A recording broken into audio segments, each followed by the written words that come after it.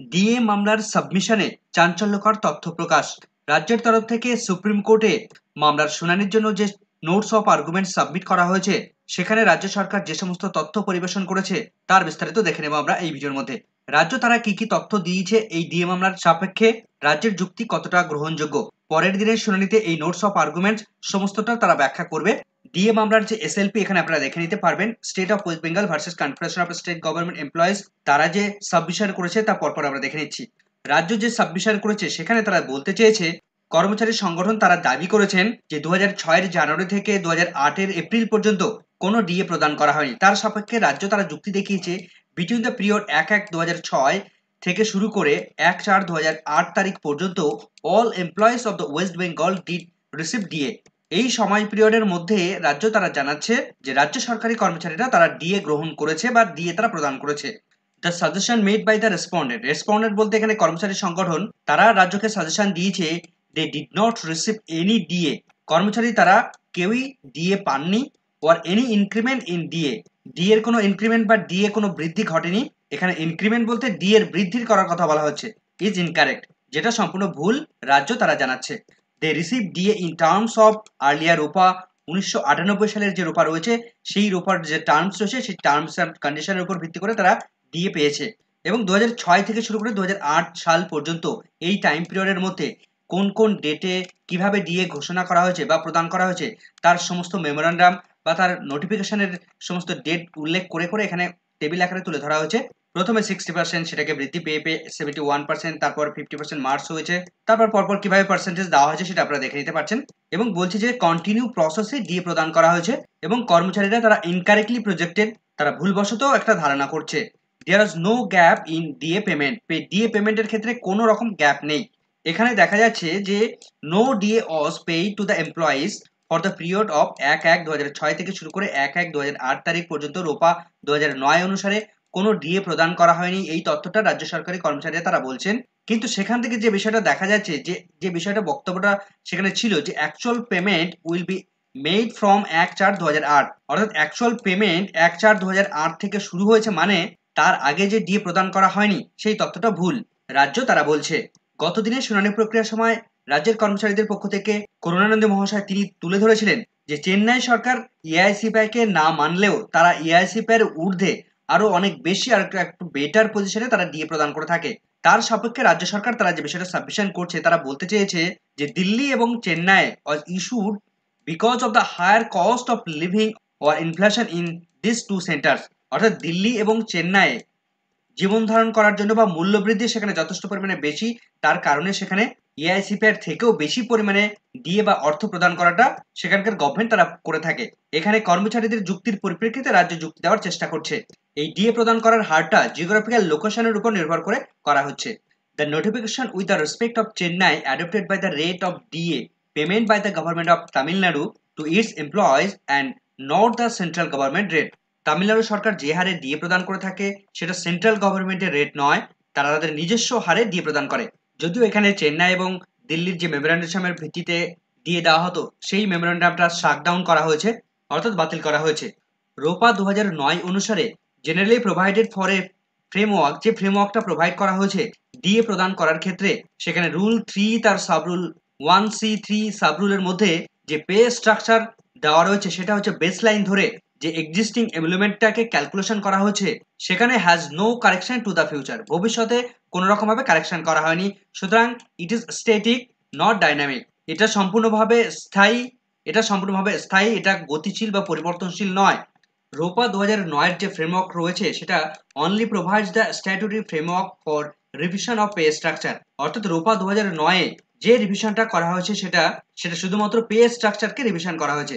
It does not create any entitlement for payment of any allowance leave along dearness allowance, সেখানে DA প্রদান করার জন্য কোনো allowance ঘোষণা করা হয়নি।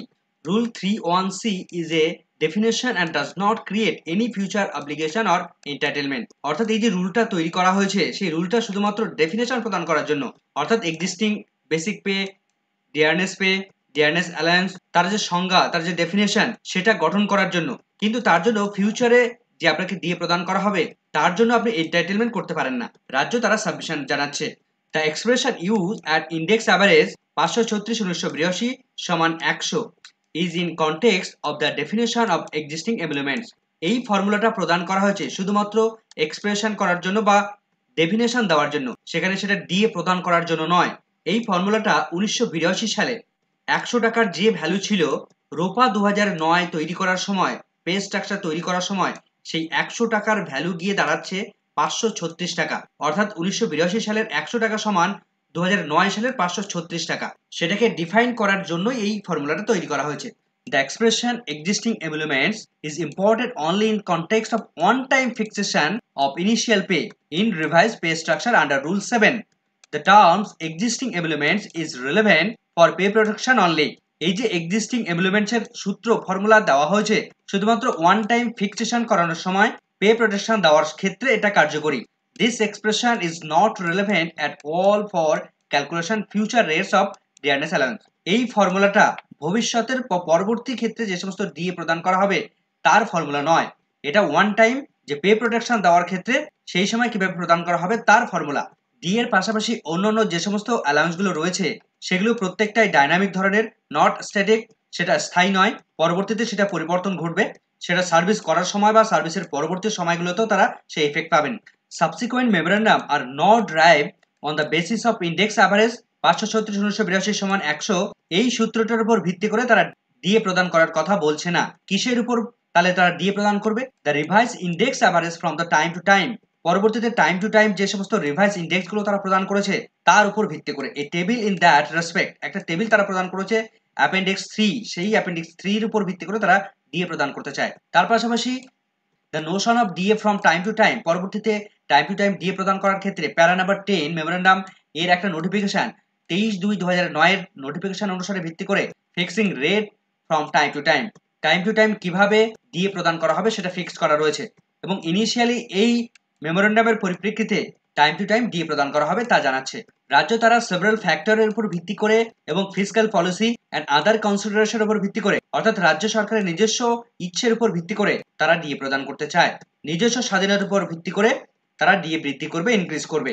ওয়েস্ট বেঙ্গলে যে ডিএ ফিক্সেশন করা হয়েছে সেখানে বলা হচ্ছে it is know where mandated in রোপা or in the executive memorandum that future rate of DA have to be pegged to an index.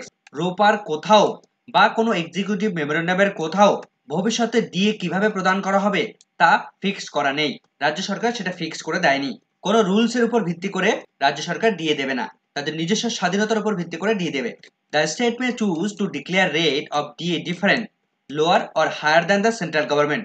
কেন্দ্রের সঙ্গে সামঞ্জস্য রাখতে হবে এমন কোনো ব্যাপার নয়। রাজ্য সরকার তারা ডিফারেন্ট পৃথকধর্মী কোনো রেট তারা তৈরি করবে, সেটা সেন্ট্রাল গভর্নমেন্টের যে রেট রয়েছে সেটা তার থেকে কম হতে পারে বা বেশি হতে পারে, depending on it's fiscal capacity and other priorities. রাজ্যের স্বেচ্ছাচারিতা, রাজ্যের ইচ্ছার উপর, অন্যান্য প্রায়োরিটির উপর ভিত্তি করে তারা ডিএ প্রদান করে থাকবে।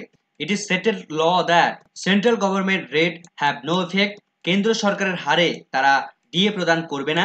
স্টেটের নিজস্ব স্বাধীনতার উপর ভিত্তি করে তারা ইচ্ছে খুশি মতো ডিএ প্রদান করবে। সেখানে রাজ্যই সিদ্ধান্ত নেবে ডিএ কখন কিভাবে প্রদান করা হবে। সেখানে রাজ্যের যে ফিনান্সিয়াল অবস্থা থাকবে তার উপর ভিত্তি করে ডিএ প্রদান করবে। রাজ্য কিভাবে ডিএ প্রদান করবে তার পার্সেন্টেজ তারা কখনো ফিক্সড করে রাখেনি। The rate of DA was arrived at after considering available fund. রাজ্যের হাতে যে অ্যাভেলেবল ফান্ড থাকবে তার উপর নির্ভর করবে ডিএ প্রদান করার রেট। রাজ্যের কর্মচারীদের যে ফিনান্সিয়াল বেনিফিট তারা অলরেডি প্রদান করে থাকে।